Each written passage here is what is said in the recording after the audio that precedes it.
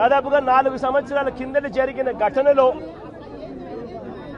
ఈరోజు topic divert చేసేందుకు 4వ తారీఖు రాత్రిన సురేష్ను దళిత ఎంపీని విజయవాడ డిప్యూటీ మేయర్ భర్తను అరెస్ట్ చేస్తారు. ఆ రోజు ఏం జరిగింది?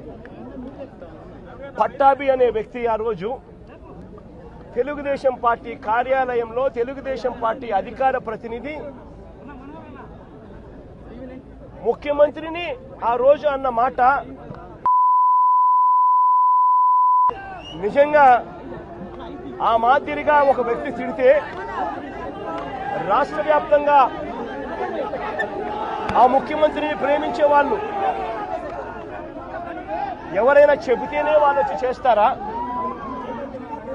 కడుపు మండిన వాళ్ళు ఈ అన్యాయాన్ని చూడాలనుకునే వాళ్ళు, చూడకూడదు అని అనుకునే వాళ్ళు కొంతమంది తెలుగుదేశం పార్టీ ఆఫీస్ దగ్గరికి వెళ్ళి ధర్నా చేశారు.